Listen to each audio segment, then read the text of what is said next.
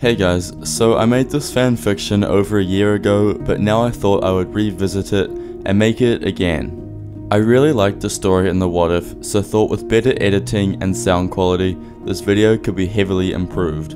I hope you all enjoy, and may the Force be with you. In the final season of the Clone Wars, we see Ahsoka Tano travel to Mandalore to bring Maul to justice. During this great battle, we see Maul explain to Ahsoka that his master had been grooming Anakin Skywalker to take his place as a Sith apprentice. He said that everything was to do with Anakin, and he was the key to everything. This vital bit of information that Maul told Ahsoka would help end the war if the Jedi Council found out. It would have to be Ahsoka's job to explain the situation to the Council. We see Ahsoka join a Jedi meeting with Mace Windu and Yoda, where she could have explained everything that Maul has said and asked them to keep an eye on Anakin. But she didn't. She waited and she wanted to tell Anakin herself. She leaves the meeting still keeping the information to herself. But what if Ahsoka had told the Jedi Council about this information that she had gained? When Yoda asks Ahsoka if she has anything to share, let's say she does indeed explain what Maul told her. She goes on to say that the Sith Lord Darth Sidious has been manipulating Anakin, nurturing him so that he can one day join the Sith and betray the Republic. That this war was built on the idea to lure Anakin Skywalker into the grips of evil so that he can be turned to the dark side of the Force. As for the Jedi present, they would not believe this straight away. However, they would take the necessary precautions just in case.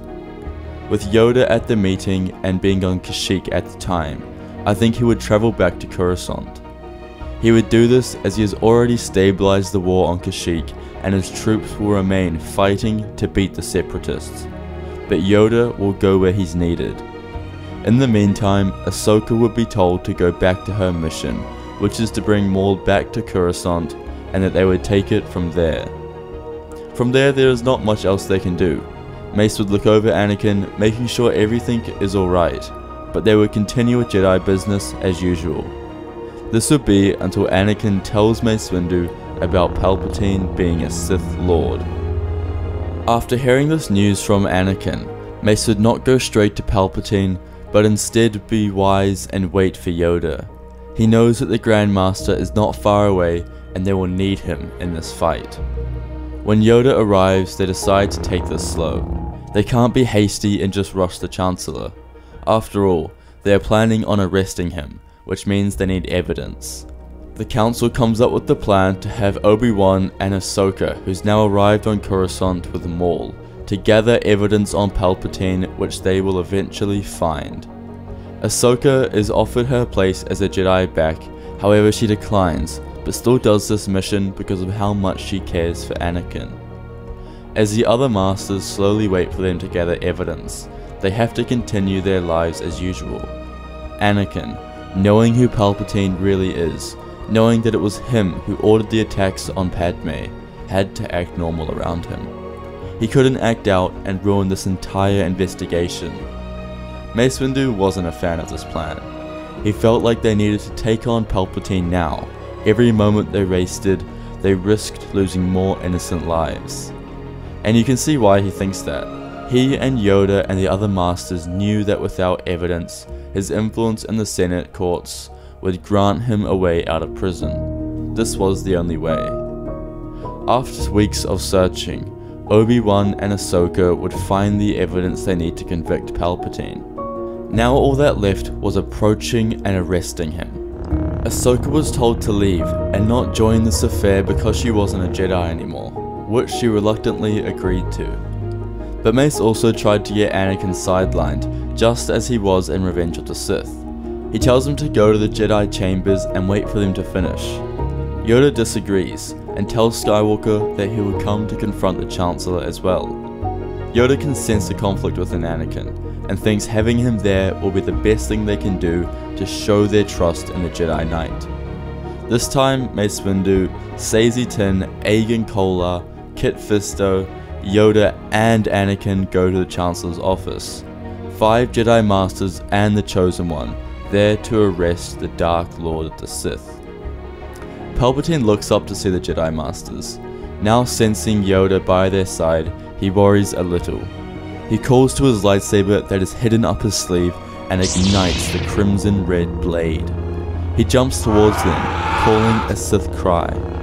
He unlocks his weapon and kills Saesee Tiin and Agen Kolar, and soon after slices Kit Fisto down. Now Anakin, Mace and Yoda are left, fighting for their lives, fighting for the Republic.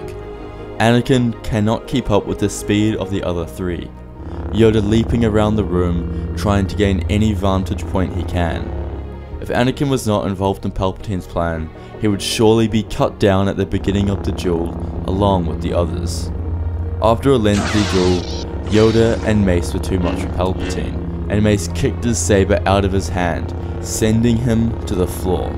He lay there, begging for his life, pleading for Anakin's help, just as he did in Revenge of the Sith. Mace Windu's rage gets the best of him, and he says he's going to end this once and for all. He goes to kill the Sith Lord, but Yoda snaps no. He tells Mace to not let his anger get the best of him, and to use the light side to save the Republic. Anakin calms, thinking he was about to lose the secrets to saving Padme. Instead of striking Palpatine down, he cuffs him and arrests him. Palpatine goes in front of the Senate and is convicted of all crimes with the use of the information that Obi-Wan and Ahsoka found. He is sentenced to multiple life sentences in prison where he would spend the remainder of his days. The Republic is safe and the war is over. Anakin is granted the rank of Master and searches through the restricted section to see how he can save his wife. In the end, Padme gave birth to Luke and Leia, and she didn't die. She lived on with Anakin. Luke and Leia were both welcomed into the Jedi Temple, and with their powerful Chosen One genes, they would become some of the most powerful Jedi to ever live. Thank you all for watching today's video. I hope you enjoyed this remake of an old what if of mine with the better quality added.